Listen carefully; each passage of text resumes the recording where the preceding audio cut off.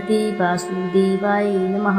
जय श्री हरि प्रिय भक्तगणों, स्वागत है आप सभी का आपके अपने चैनल ज्ञान अर्थ में। बहुत बहुत स्वागत है श्रोताओं। आज आप श्रवण करेंगे बृहस्पतिवार की पावन पवित्र व्रत कथा, जिसके श्रवण मात्र से साधक के सभी दुख दारिद्रता दूर हो जाती है और साथ ही बृहस्पति देव की कृपा से ऐसे साधक के सभी मनोरथ शीघ्र ही पूर्ण होते हैं। जो भी साधक इस कथा को सच्ची श्रद्धा के साथ श्रवण करता है या फिर पुकारा भी भरता है, तो ऐसे साधक के सभी मनोरथ शीघ्र ही पूर्ण होते हैं भगवान श्री हरि की कृपा से। तो आइए श्रोताओं, रसपान करते हैं भादव मास में बृहस्पतिवार की पावन पवित्र व्रत कथा।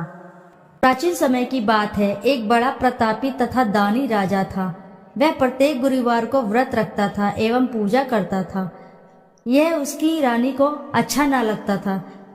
ना वह व्रत करती और ना ही किसी को एक पैसा में दान में देती थी। राजा को भी वह ऐसा करने से मना किया करती थी।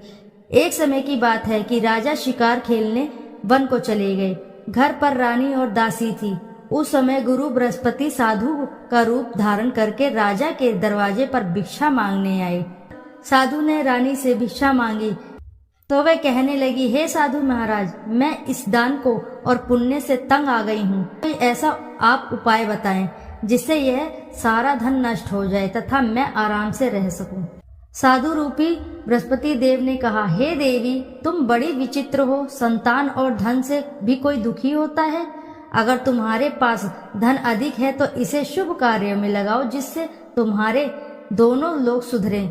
परंतु साधु की इन बात से रानी खुश नहीं हुई। उसने कहा, मुझे ऐसे धन की आवश्यकता नहीं जिसे मैं अन्य लोगों को दान दूं तथा जिसको संभालने में ही मेरा सारा समय नष्ट हो जाए। साधु ने कहा, यदि तुम्हारी ऐसी ही इच्छा है तो जैसा मैं तुम्हें बताता हूँ तुम वैसा ही करना। बृहस्पतिवार के दिन घर को गोबर से लीपना, अपने केशों को पीली मिट्टी से धोना, केशों को धोते समय स्नान करना, राजा से हजामत बनाने को कहना, भोजन में मांस मदिरा खाना, कपड़ा धोबी के यहाँ धुलने के डालना।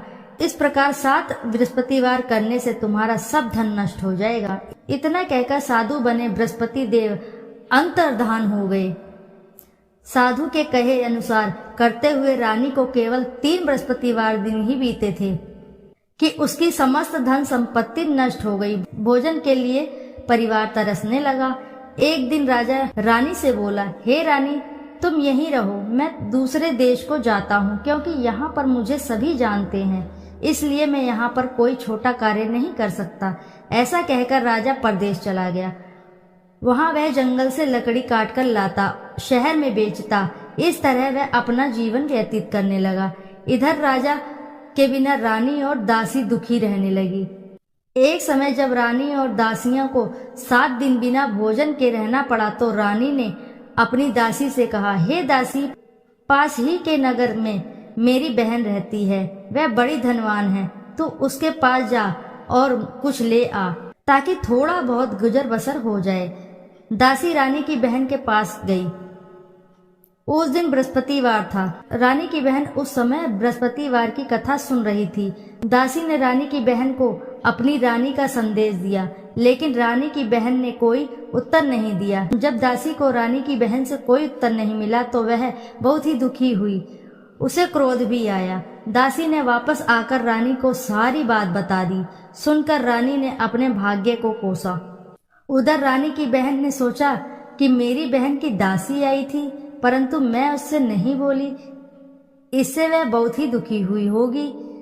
कथा सुनकर और पूजन समाप्त कर वह अपनी बहन के घर गई और कहने लगी, हे बहन, मैं बृहस्पतिवार का व्रत कर रही थी, तुम्हारी दासी गई, परंतु जब तक कथा होती है तब तक न उठते हैं न बोलते हैं, इसलिए मैंने नहीं बोला। कहो दासी क्यों आई थी?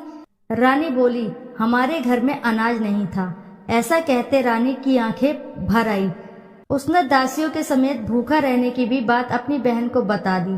रानी की बहन बोली, बहन देखो, बृहस्पति देव भगवान सबकी मनोकामना पूर्ण करते हैं। देखो, शायद तुम्हारे घर में अनाज रखा हो। यह सुनकर दासी घर के अंदर गई तो वहां उसे एक घड़ा अनाज भरा मिला। उसे बड़ी हैरानी हुई, क्योंकि उसने एक एक बर्तन देख लिया था उसने बाहर आकर रानी को बताया। दासी रानी से कहने लगी, हे रानी, जब हमको अन्न नहीं मिलता है तो हम व्रत ही तो करते हैं, इसलिए क्यों न इनसे व्रत और कथा की विधि पूछ ली जाए, हम भी व्रत किया करेंगे। दासी के कहने पर रानी ने अपनी बहन से बृहस्पतिवार के व्रत के बारे में पूछा। उसकी बहन ने बताया, बृहस्पतिवार के व्रत में चने की दाल और मुनक्का से विष्णु भगवान को केले की जड़ में पूजन करें तथा दीपक जलावें, पीला भोजन करें तथा कथा सुने। इससे गुरु भगवान बृहस्पति प्रसन्न होते हैं, मनोकामना पूर्ण करते हैं। व्रत और पूजन की विधि बताकर रानी की बहन अपने घर लौट गई। रानी और दासी दोनों ने निश्चय किया कि बृहस्पति देव भगवान का पूजन जरूर करेंगे। 7 रोज बाद जब बृहस्पतिवार आया तो उन्होंने व्रत रखा। गुड़साल में जाकर चना और गुड़ बीन लाई तथा उसकी दाल से केले की जड़ तथा विष्णु भगवान का पूजन किया। अब पीला भोजन कहाँ से आए? दोनों बड़ी ही दुखी हुई, परंतु उन्होंने व्रत किया था, इसलिए बृहस्पति देव भगवान प्रसन्न थे। एक साधारण व्यक्ति के रूप में वे 2 थालों में सुंदर पीला फूल लेकर आए और दासी को देकर बोले, हे दासी, यह भोजन तुम्हारे लिए है, तुम्हारी रानी के लिए है, इसे तुम दोनों ग्रहण करना। दासी भोजन पाकर बहुत ही प्रसन्न हुई। उसने रानी को सारी बात बताई। उसके बाद वे प्रत्येक बृहस्पतिवार को गुरु भगवान का व्रत और पूजन करने लगी। बृहस्पति भगवान की कृपा से उनके पास फिर से धन हो गया, परंतु फिर रानी पहले की तरह आलस्य करने लगी। तब दासी बोली, देखो रानी, तुम पहले भी इस प्रकार का आलस्य करती थी, तुम्हें धन के रखने में कष्ट होता है, इस कारण सभी धन नष्ट हो गया। अब गुरु भगवान की कृपा से धन मिला है तो फिर भी तुम्हें आलस्य आ रहा है। बड़ी मुसीबतों के बाद हमने यह धन पाया है, इसलिए हमें दान पुण्य करना चाहिए। अब तुम भूखे मनुष्य को भोजन कराओ, प्याऊ लगवाओ, ब्राह्मणों को दान दो, कुआं, तालाब, बावड़ी आदि का निर्माण करवाओ, मंदिर पाठशाला बनवाकर ज्ञान दान दो, कुंवारी कन्याओं का विवाह करवाओ, अर्थात धन को शुभ कार्यों में खर्च करो, जिससे तुम्हारे कुल का यश बढ़े और स्वर्ग प्राप्त हो और पितृ प्रसन्न हो। दासी की यह बात सुनकर रानी शुभ कर्म में लग गई, उसका यश फैलने लगा। एक दिन रानी और दासी आपस में विचार करने लगी कि ना जाने राजा किस दशा में होंगे। उनकी कोई खोज खबर भी नहीं मिली। उन्होंने श्रद्धा पूर्वक गुरु बृहस्पति भगवान से प्रार्थना की कि राजा जहाँ भी हों शीघ्र वापस आ जाएं। उधर राजा परदेश में बहुत दुखी रहने लगा। वह प्रतिदिन जंगल से लकड़ी बीन कर लाता और उसे शहर में बेचकर अपने दुखी जीवन को बड़ी कठिनता से व्यतीत करता। एक दिन दुखी हो अपनी पुरानी बातों को याद करके वह रोने लगा और उदास हो गया। उसी समय राजा के पास बृहस्पति देव साधु के वेश में आकर बोले, हे लकड़हारे, तुम इस सुनसान जंगल में किस चिंता में बैठे हो, मुझे बतलाओ। यह सुन राजा के नेत्रों में जल भर आया। साधु की वंदना कर राजा ने अपनी संपूर्ण कहानी सुना दी। महात्मा दयालु होते हैं। वे राजा से बोले, हे राजा, तुम्हारी पत्नी ने बृहस्पति देव के प्रति अपराध किया था, जिसके कारण तुम्हारी यह दशा हुई। अब तुम किसी प्रकार की चिंता मत करो, भगवान तुम्हें पहले से अधिक धन देंगे।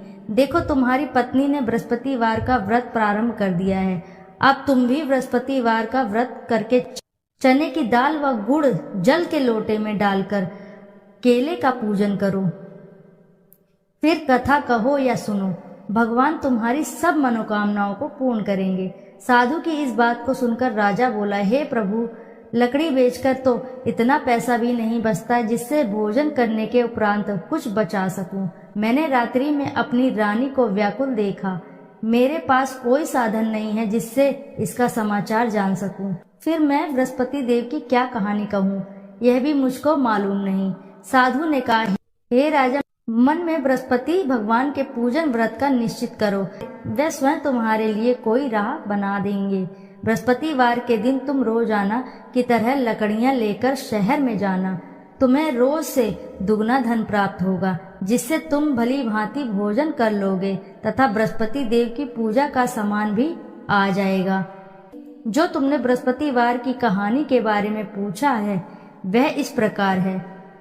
प्राचीन काल में एक बहुत ही निर्धन ब्राह्मण था। उसके पास कोई संतान नहीं थी। वह नित्य ही पूजा पाठ करता उसकी स्त्री न स्नान करती और न ही किसी देवता का पूजन करती।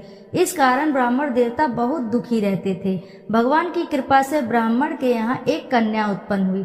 कन्या बड़ी होने लगी।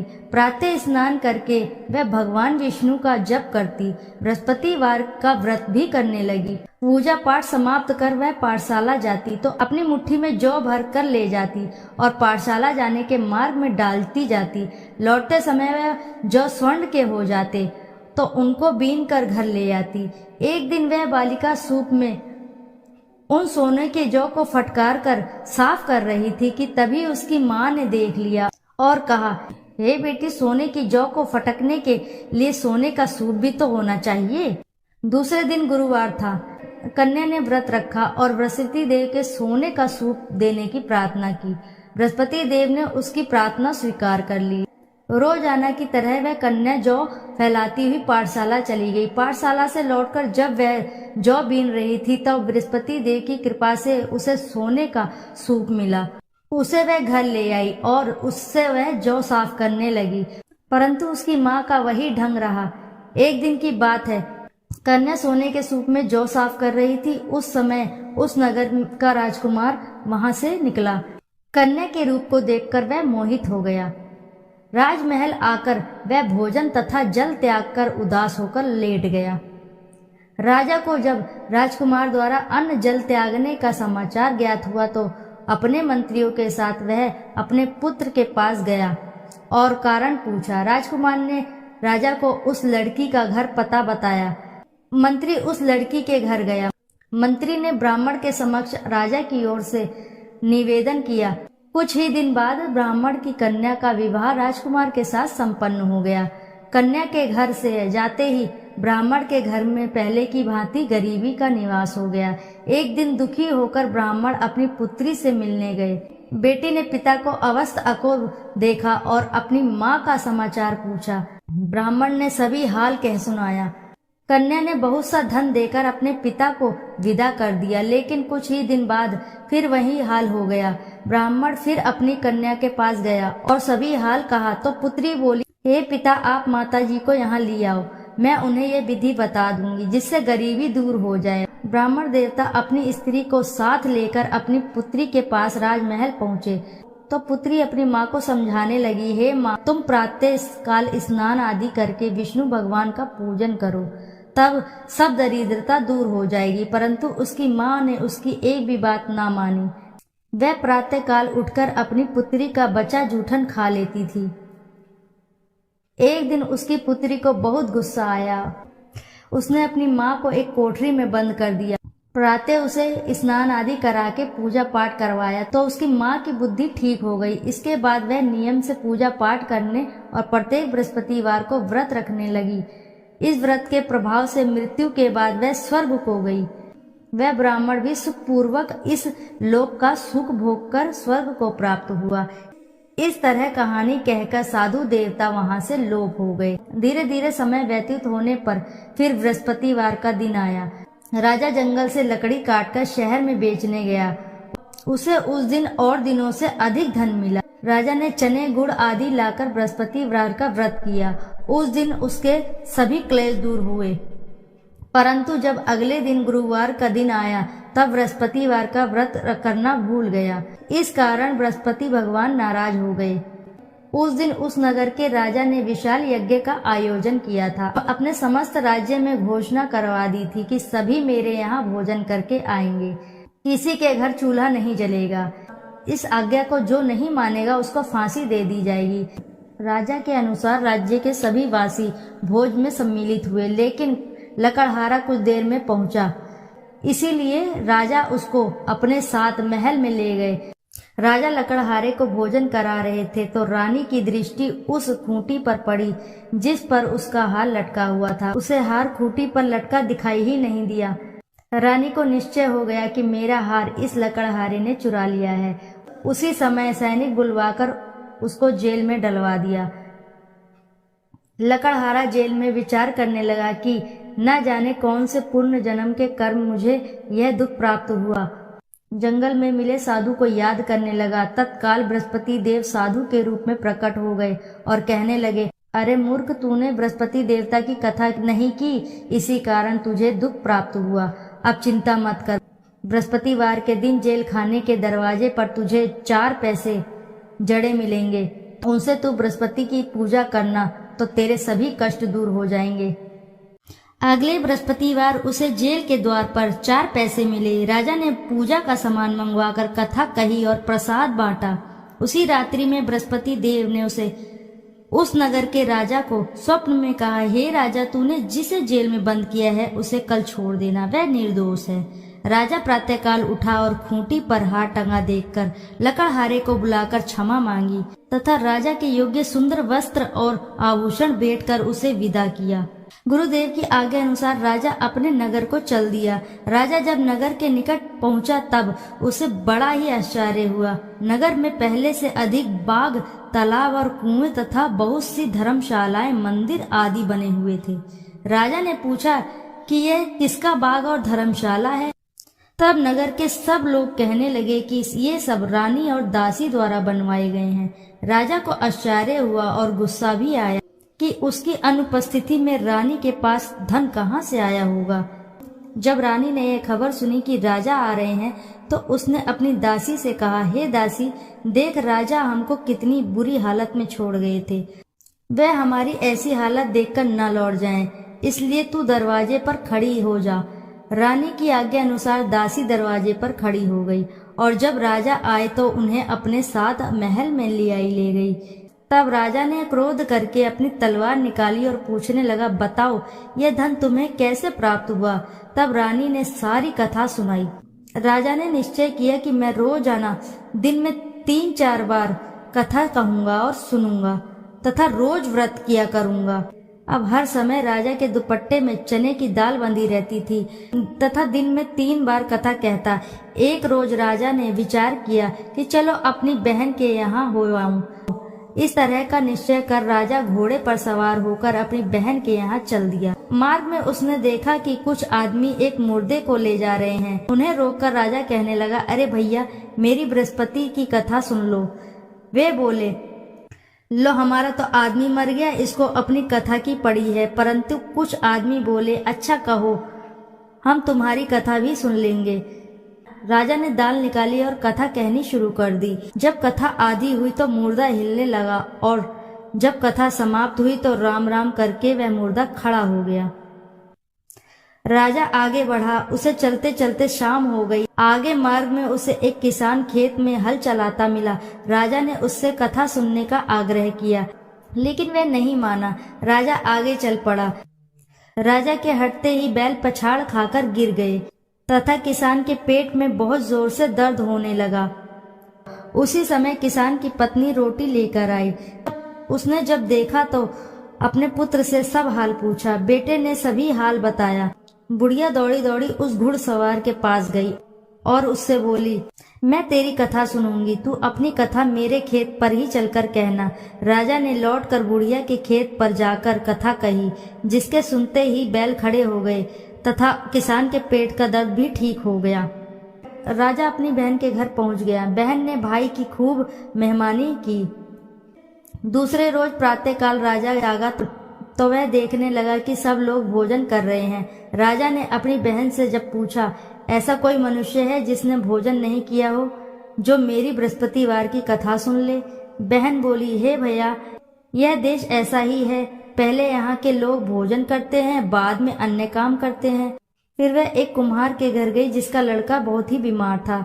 उसे मालूम हुआ कि उसके यहाँ 3 दिन से किसी ने भोजन नहीं किया है। रानी ने अपने भाई की कथा सुनने के लिए कुम्हार से कहा। वह तैयार हो गया। राजा ने जाकर बृहस्पतिवार की कथा कही, जिसको सुनकर उसका लड़का ठीक हो गया। अब तो रोज राजा की प्रशंसा होने लगी। एक दिन राजा ने अपनी बहन से कहा, हे बहन, मैं अब अपने घर जाऊंगा, तुम भी तैयार हो जाओ। राजा की बहन ने अपनी सास से अपने भाई के साथ जाने की आज्ञा मांगी। सास बोली, चली जाओ, परंतु अपने लड़के को मत ले जाना, क्योंकि तेरे भाई के कोई संतान नहीं होती। बहन ने अपने भाई से कहा कि हे भैया, मैं तो चलूंगी, परंतु कोई बालक नहीं जाएगा। अपनी बहन को भी छोड़कर दुखी मन से राजा अपने नगर को लौट आया। राजा ने अपनी रानी से सारी कथा बताई और बिना भोजन किए वह शैया पर लेट गया। रानी बोली, हे प्रभु, बृहस्पति देव ने हमें सब कुछ दिया है, वे हमें संतान भी अवश्य ही देंगे। उसी रात बृहस्पति देव ने राजा को स्वप्न में कहा, हे राजा, उठ, सभी सोच त्याग दे, तेरी रानी गर्भवती है। राजा को यह सुनकर बड़ी ही खुशी हुई। 9वें महीने रानी के गर्भ से एक सुंदर सा पुत्र पैदा हुआ। तब राजा बोला, हे रानी, स्त्री बिना भोजन के रह सकती है, परंतु तुम बिना कहे नहीं रह सकती। जब मेरी बहन आए तुम उससे कुछ मत कहना। रानी ने हाँ कर दी। जब राजा की बहन ने यह शुभ समाचार सुना तो वह बहुत खुश हुई तथा बधाई लेकर अपने भाई के यहाँ आई। रानी ने तब उसे आने का अलाना दिया। जब भाई अपने साथ ला रहे थे तब टाल गई, उनके साथ ना आई और आज अपने आप ही भागी भागी बिना बुलाए आ गई। तो राजा की बहन बोली, भाई, मैं इस प्रकार ना कहती तो तुम्हारे घर औलाद कैसे होती। बृहस्पति देव सभी मनोकामनाएं पूर्ण करते हैं। जो सद्भावना पूर्वक बृहस्पतिवार का व्रत करता है एवं कथा पढ़ता है अथवा सुनता है और दूसरों को सुनाता है, बृहस्पति देव उसकी सभी मनोकामनाएं पूर्ण करते हैं, उनकी सदैव रक्षा करते हैं। जो संसार में सद्भावना से गुरु का पूजन एवं व्रत सच्चे मन से और सच्चे हृदय से करते हैं, जैसे सच्ची भावना से रानी और राजा ने बृहस्पति देव की कथा का गुणगान किया तो उनकी सभी इच्छाएं बृहस्पति ने पूर्ण की। अनजाने में भी बृहस्पति देव की उपेक्षा ना करें, ऐसा करने से सुख शांति नष्ट हो जाती है। इसलिए सबको कथा सुनने के बाद प्रसाद लेकर जाना चाहिए। हृदय से उनका मनन करते हुए जयकारा बोलना चाहिए। इति श्री बृहस्पतिवार व्रत कथा। बोलो जय श्री हरि।